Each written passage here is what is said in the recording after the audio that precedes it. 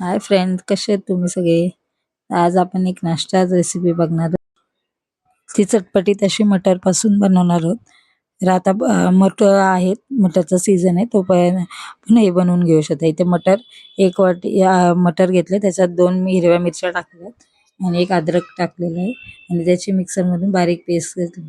ते कच्चंच मटर आपण मिक्सरला लावणार आहे.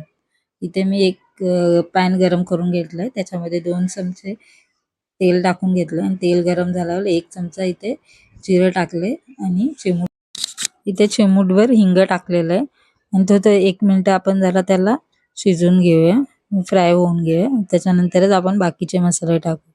हे बघा, जिरं तडतडलं की आपण बाकीचे मसाले याच्यामध्ये टाकणार आहोत. इथे मी अर्धा चमचा बडीशोप पावडर घेतलेली आहे. ती थोडी मिक्सरमधून बारीक करून घेतलेली आहे. ती याच्यामध्ये टाका. इथे पाव चमचा हळद टाकलेली आहे, 1 चमचा लाल तिखट टाकलेलं आहे आणि पाव चमचा गरम मसाला टाकला. जे तुम्हाला मसाले कमी जास्त पाहिजेत ते तुम्ही टाकू शकता याच्यात. हे बघा, आणि इथे 1 चमचा मी काश्मीरी चिली पावडर म्हणजे कलरसाठी आपण काश्मीरी मिरची पावडर टाकू शकतो. आणि हे 1 मिनिटासाठी आपण हे मसाले मिक्स केलेत आणि त्याच्यामध्ये मी इथे 2 चमचे बेसन टाकून थोडं 2 मिनिटासाठी हे भाजून घेतलेलं आहे. कमी मंद गॅसवरच हे आपण थोडं भाजून घेऊया, म्हणजे बेसनचा कच्चापण पण जाईल आणि त्याचा स्वाद पण चांगला येईल आणि मसाले पण थोडे शिजून जातील. इथे मी आता बघा 2 मिनिटानंतर इथे मी जे आपण मिक्सरमधून पेस्ट केलेली आहे ती पेस्ट टाकून याच्यामध्ये मिक्स करणार आहे. बघा, मस्तपैकी आपण हे सगळं मिक्स करून घेऊया. असा चटपटीत नाश्ता नक्की तुम्ही मुलांना करून द्या एकदा. इथे आपण मीठ चवीनुसार टाकणार आहे. थोडीशी तुम्ही साखर टाकली तरी चालू शकते, अर्धा चमचा. इथे मी अर्धा चमचा आमचूर पावडर टाकलेली आहे आणि अर्धा चमचा धने जिरे पूड टाकलेली आहे. मसाले तुम्ही कमी जास्त वगैरे करू शकता. जर आमचूर पावडर वगैरे नसेल तर तुम्ही चाट मसाला पण त्याच्यामध्ये टाकू शकता.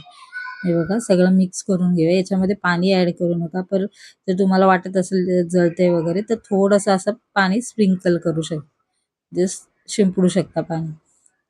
आणि हे सगळं चांगलं 2-3 मिनिटं असंच शिजवून घेऊया आपण. हे सगळं मंद गॅसवर शिजवून घ्या, म्हणजे जळणार नाही खालून आणि आपला मसाला मस्तपैकी रेडी होईल. बघा, हे आपलं मिक्सचर रेडी झालेलं आहे मस्त. आणि मी गॅस फ्लेम ऑफ करून हे थंड करायला ठेवणार. तर इथे मी माझ्याकडे चपातीचं पीठ होतं, 2-3 चपात्या होतील एवढं पीठ माझ्याकडे उरलं होतं. तेच पीठ मी इथे यूज केलेलं. इथे 1 चमचा मी तेल टाकलेलं आहे. तुम्ही तेल किंवा घी टाकू शकताय आणि इथे मी अर्धा चमचा मीठ टाकलेलं आहे. जर तुमच्याकडे रेडी असं पीठ नसेल तर तुम्ही गव्हाचं पीठ आपलं जसं आपण चपातीला मळतो तसेच पीठ मळू शकता. म्हणजे घी टाकून मस्तपैकी असं पीठ मळू शकता. हे बघा, मी 2-3 मिनिट याला मस्तपैकी मळून घेतलेलं आहे. ही जर रेसिपी तुम्हाला आवडली तर नक्की लाईक, सबस्क्राईब आणि शेअर करायला विसरू नका. आणि याचे मी असं छोटे छोटे पुरीसारखे छोटे गोळे करून घेणार आहे. त्यातले आपले 4-5 पीस तयार होतील याच्यापासून. जेवढे लहान मोठे तुम्हाला पाहिजेत तेवढे तुम्ही करू शकता. जेवढ्या आकाराची तुम्ही हे कचोरी करणार आहेत तेवढ्या आकाराचे तुम्ही गोळे तयार करू शकता. तर ते हे मी जे मिक्सचर आपलं थंड झालं होतं ते पण एकत्र करून घेतलेलं आहे बघा. आणि त्याचे पण आता मी छोटे छोटे गोळे करून घेतले. तर इथे 5 पीस माझे याचे पण तयार झाले आणि पुरीचे पण 5 पीस रेडी झालेले. हे बघा, सर्व मी तयार करून घेतलेले मस्तपैकी. कधी कधी आपल्या चपातीचं पीठ उरतं तेव्हा कधी कधी काय करायचं समजत नाही.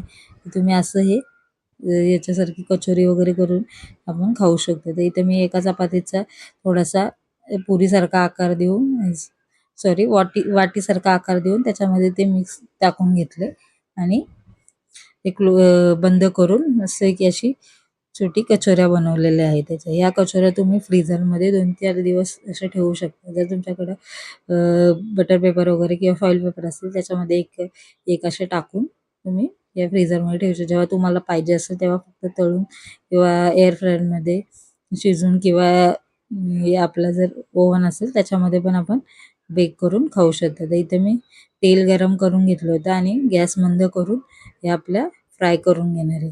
त्याला 3-4 मिनिटं तरी लागतात. हे बघा, आपल्या अशा कचोऱ्या या गोल्डन फ्राय मस्तपैकी करून घ्यायच्या आहेत आणि एका साईडून मस्त झाल्यानंतरच आपण पलटी करणार आहोत. मस्तपैकी त्यांना शिजवून घ्या. आता हे 3-4 मिनिटं तरी लागतं त्याला हे करण्यासाठी. हे बघा आता मी पलटी करणार आहे मस्तपैकी एका साईडून त्या मस्तपैकी कलर आला आहे त्यांना चांगला. परत आपण 3-4 मिनिटं मस्तपैकी यांना शिजवून घेणार आहोत. अशा तुम्ही बेक पण करू शकता मस्तपैकी किंवा तुम्ही पाहिजे तर थोडं त्याला पण शॅलो फ्राय करू शकता. हे बघा किती मस्तपैकी आपल्या कचोऱ्या रेडी झाल्यात. पण बाहेर खाण्यापेक्षा कधी-कधी असंच घरी चटपटीत बनवलं तर होऊन जातं. तर का जास्त सामान पण लागत नाही, काही नाही. घरच्या साहित्यात आपल्या रेडी होतात. तुम्ही अशाच सॉसबरोबर किंवा जे खजूरच्या चटणीबरोबर किंवा ग्रीन चटणीबरोबर खाऊ शकता. नुसतेच किंवा याच्यामध्ये तुम्ही दही वगैरे, हिरवी चटणी, खजूर चटणी आणि शेव वगैरे टाकून अशी मस्तपैकी कचोरी पण आपण सर्व करू शकतो. हे बघा किती मस्त अशी टेमटेम झालेली आहे. ते गरम आहे म्हणून ती जरा निघायला हे होते. ते खायला एकदम मस्त एक नंबर झाली होती. तर ही रेसिपी आवडली असेल तर नक्की लाईक, सबस्क्राईब आणि शेअर करायला विसरू नका. Thank you for watching.